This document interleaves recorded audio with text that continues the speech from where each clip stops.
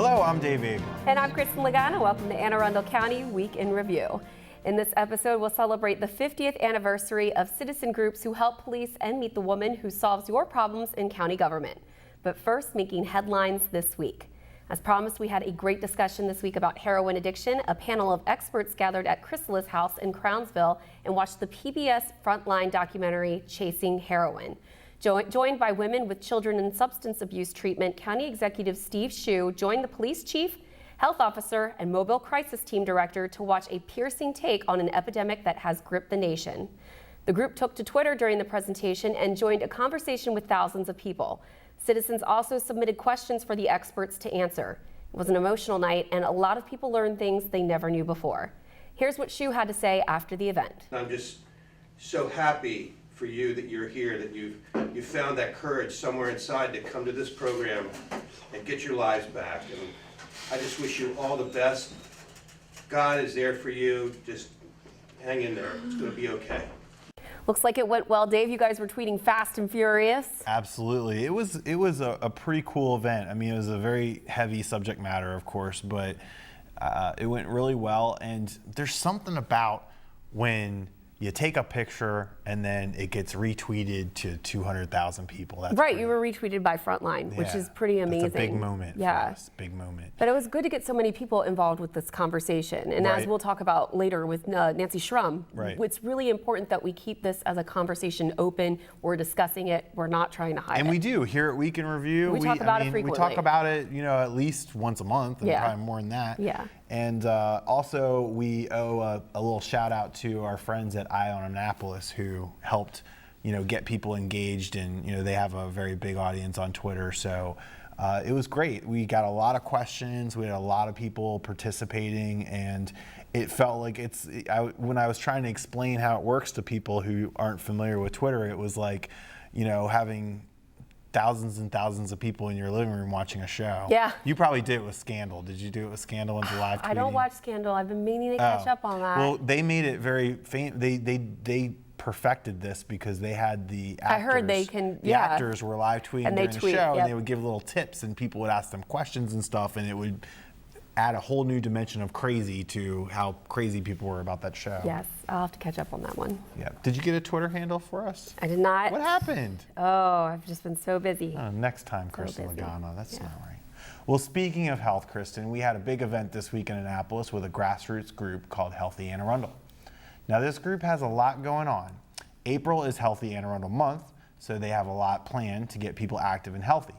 And the group also discussed a major effort to develop a needs assessment for Anne Arundel County. So obviously we have some work to do, Kristin. There are some needs. Anne Arundel County is a fairly wealthy area, but there are always things to work on, and great work done by this group, Healthy Anne Arundel. And we have a lot of exciting things planned for April. It's a little hush-hush. I can't really talk about it. Okay, very good. I think you're going to enjoy it. Very good. Well, Dave, do you consider yourself a patriot? I think so. I drive a Jeep Patriot. There you go. I've seen The Patriot. The Patriot. Oh, there you go. It's a violent movie. Very good. Well, I consider myself a patriot. Well, you can join the ranks and help your fellow citizens by becoming an election judge. As you know, voters will be choosing candidates for president, Congress, and of course the next U.S. Senator for Maryland in April. Volunteers are desperately needed to staff the polls, and here are the basics. Judges are needed for early voting from April 14th to April 21st, and on Election Day, April 26th.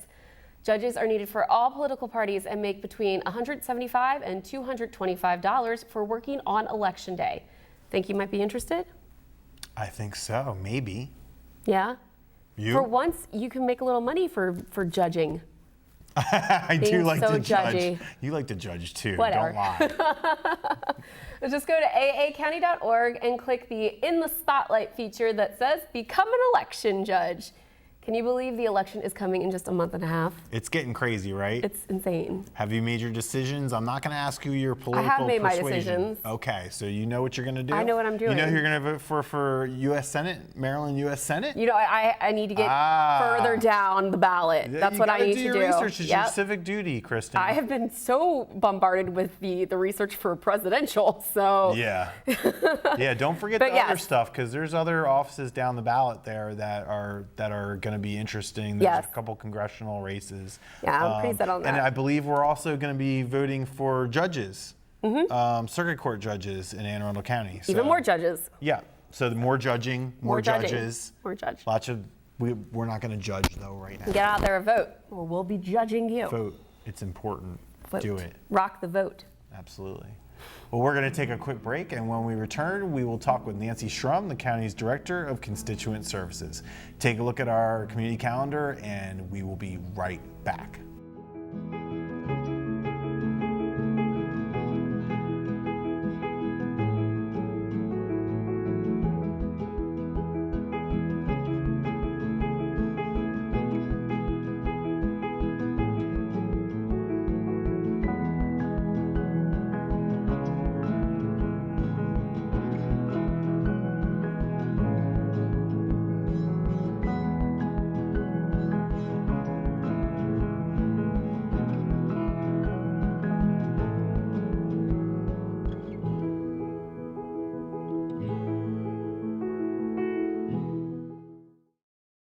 Hey, I'm Tyler Perry. Do you know what hunger in America looks like? Well, it has many faces, and 16 million of those belong to children. Yet billions of pounds of food go to waste each year, and this is unacceptable. You can be a part of the solution. Join us in supporting the Feeding America nationwide network of food banks, which rescues our surplus foods and provides meals to many families in need. Visit feedingamerica.org today. Together we can solve hunger. Together, we're feeding America. Welcome back. Joining us on Week in Review this week, we have Director of our county's Constituent Services Offices, Miss Nancy Schrum. How are you today? Good, thank you. Very good. Very good, and thank you so much for joining us. We always like to start out with a little history of your involvement with the county. How long have you been working with Anne Arundel? I've been with Anne Arundel for 5+ years. First got on board in 2010 when Councilman Fink was elected, and he asked me to join him in his office, which I did. And then in the last election with our county executive asked me to join him in the county executive's office. So I gladly accepted the invitation. And tell us out, for the folks out there that might not know, what Constituent Services is all about, what your role as director, what you do.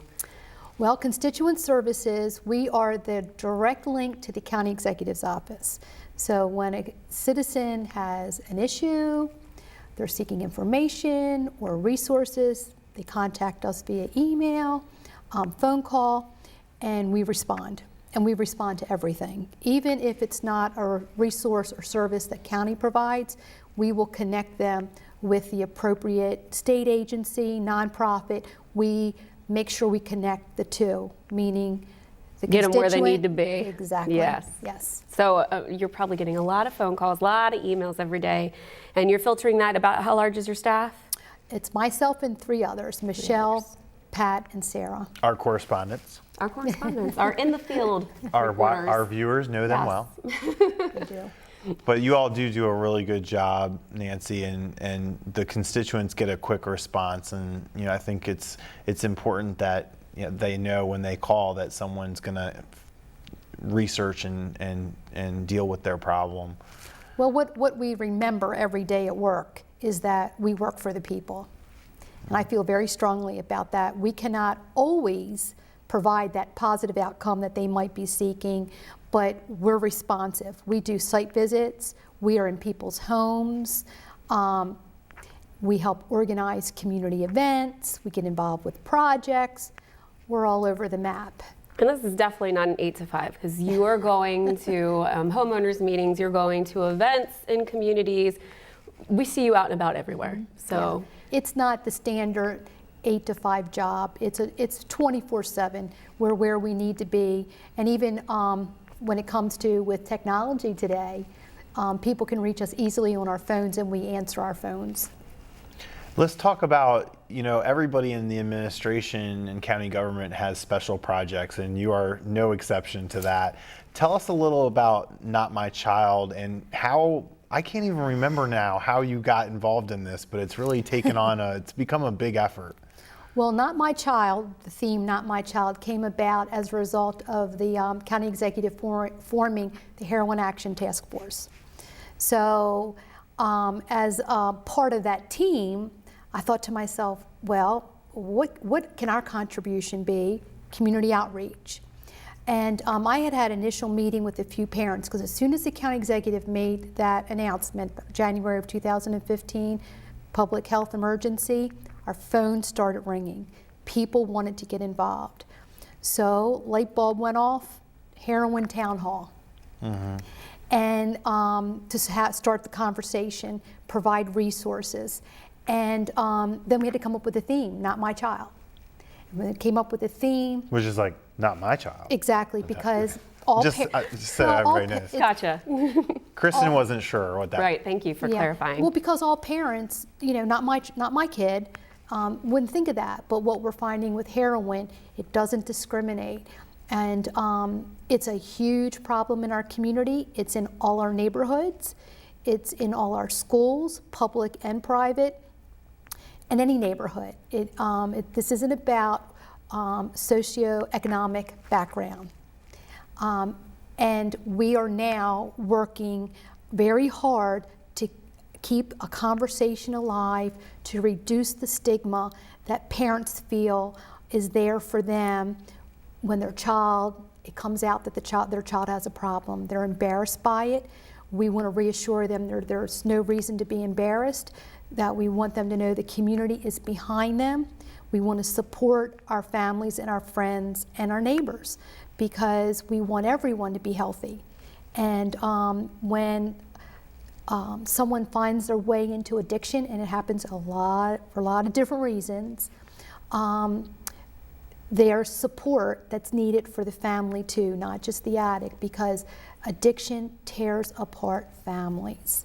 So we're working very hard. Any community that will have us will come out. We have a panel discussion. We take it into a Q&A. We have resources for meaning recovery services, treatment, outpatient and inpatient, what's available to people in Anne Arundel County. We highly promote our mobile crisis team. Jen Corbin is the director. They're at your doorstep immediately upon a phone call to the warm line. So Not My Child is the theme that we use to spread the knowledge for the families that need help, and then what I call the healthy family, the moms and dads that are raising those elementary school children and they haven't gotten their independence yet, because middle school happens, a little bit more friends, a little bit more independence. A little more impressionable. So we want to talk to parents, keep saying the healthy family, so they understand parents' radar's up all the time, but there's so many more distractions and things children can get into that are poor choices that could kill them. That's how serious this is. It is. It's very serious. And you mentioned you're taking your show on the road, and I think you have 2 that you're finalizing right now in the month of April, is that right? Yes, April 20th, we're going to be doing a cluster-wide event in the Northeast feeder system. And what that means is we will be doing an assembly at the school with the students, supported by their ICS team, Jacqueline Dunn, and Principal Jason Williams, and their staff. And I have to say Carol Boyer, who is on the Business Advisory Board. Yep. On the ICST, you probably know Carol. I know Carol. We just today met, and we are put together who's going to sit on the panel. So that's by day with the students, and then at night we're going to have the town hall for all the elementary, middle, and high school parents. So I'm hoping to fill the auditorium at Northeast High School on the 20th, and then we're going to do the same thing on April 28th at Chesapeake High School. So April 20th and April 28th. Yes. Both up in North County at Northeast and at Chesapeake. Yes. So folks, make sure you check that out. I think it's so important. I think the one thing you keep emphasizing is that we need to talk about this. And I think that you're right, especially the theme with Not My Child is we have that inclination to want to protect a child and act like nothing's wrong. But not only do we need to be talking about this so we can try and find answers, but we need to talk about it so we can prevent it from happening in the first place. And Kristin, when Nancy organized the first town hall that we had, and I believe it was about a year ago, right? March 25th. March 25th. It seems like only yesterday. And when we walked into the auditorium at Anne Arundel Community College, and also some of the space outside of the auditorium, we were floored by how many people came to this. It was packed. It was packed. And that was the day that we knew that this is something that is just untapped and people really do want to talk about it. They just need the support. Yeah. They do. Right. What are some things you've learned about heroin through your efforts? Well, heroin is the end user. How would I say this? The end of the road. Right, end of the road. But once you get to heroin, the young people that get involved, caught up with heroin, they are so fortunate if they survive. But we have alcohol, the red Solo cup in the basement that parents are protecting because they think they're helping take away the keys.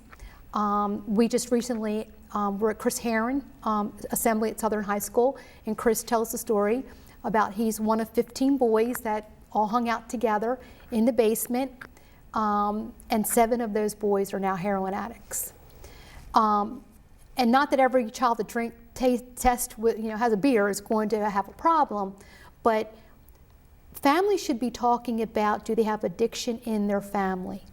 Mom or dad might be the product of a mom or dad that had an addiction, but you have learned from your family experience to avoid drugs and alcohol. But we have to then, when we bring our children into the world, we have to understand our medical background, our genetics. So if we have addiction from Uncle Joe or Aunt Sally or grandma, we need to know that we have the triggers. And I think most families probably have some sort of an addiction in their family and someone struggling with something. So understanding that you might have the genetic be predisposed, and then understanding that if children that start using marijuana, and then prescription drugs, we know that's huge, the use of prescription drugs. And what parents need to know, kids are smart. Our middle school kids are going to parties, and it's called a Skittle party. They all bring in wherever they could find a couple of loose prescription drugs in their own home, and they drop them in a bowl at the party, and they consume. Scary. Yeah. But and here it's comes Nancy, happening. not my child. Not my child. Right? My child right. doesn't do that. Right. Right. So what I've learned is that for whatever reasons, and I don't really understand, children are not afraid of this. They're not afraid of testing the waters. And for some kids who test the waters, there's no turning back. And that's what we have to understand, and we have to get across with the kids. If you don't do it, you won't have to go down that road. But once you do, the outcome for majority of folks is it's death. I'm just going to say it. It's death. And, the truth. And that's why we want to be out there talking and the awareness, because right now we in Anne Arundel County are just from January to February 9th, we lost 10 people in our county. That's more than one person a week. And our numbers last year for 015 had gone up a couple over 014, but I've expressed to the county executive, as much as a focus we have on this issue, that don't be surprised if the numbers don't go up, because there's so many people caught up in this horrible thing, heroin. That's why, if we're going to put a dent into it, we have to do the education and knowledge. People need to know so it can be avoided, and then the numbers will go down. And then of course you have law enforcement, as far as trying to get the stuff off the streets. And this doesn't mean to the person that's ingesting, we're not going to arrest our way out of this problem. You can't arrest users and throw them in jail. We need to approach and get them treatment.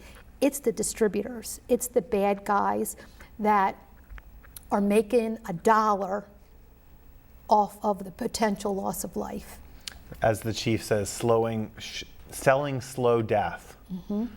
Well, Nancy, thank you so much and the awareness part of it and the education, there can be no doubt that from a year ago today, there are so many resources that people can obtain from the county. We have on our YouTube page so many products now that you can watch with your kids and with your family. Anything from the Chris Heron presentation you mentioned to the town hall meeting a year ago to a symposium done by a renowned expert to PSAs, any number of things that have just a ton of information about this. So you got that part of it covered and you've got people talking about it. So it's a good start. Right. And we're going to keep it going. And Yep. that's what I expressed at when I met with the two schools today. I said it's one thing for us to do this one-day event, but now we have to determine how do we keep the conversation alive? Because I personally, this is just me, I feel the conversation needs to be in the schools with the kids so we can arm the kids with this information. So more importantly, if there's a child that's struggling, we want them to be able to reach out to a teacher and say, I need help.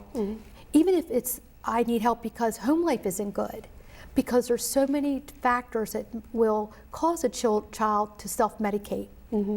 And so it's really identifying our children that are hurting so we can help them and then they can grow up to be healthy young people, and that's what it's all about. I appreciate all your work on my child, and if folks want to get in touch either regarding the subject matter or any other reason that they want to reach out to Constituent Services, what's the best way? Simply give us a call, 410-222-1821.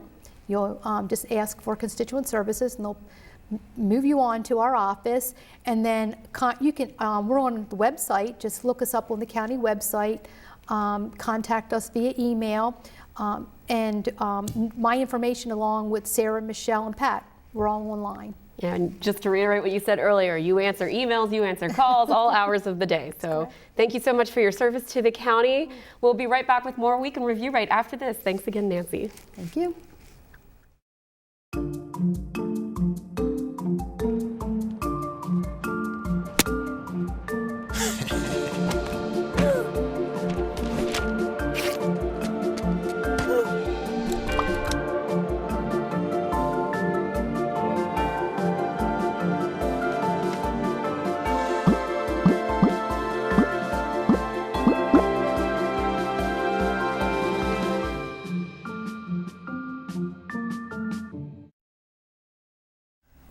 Welcome back.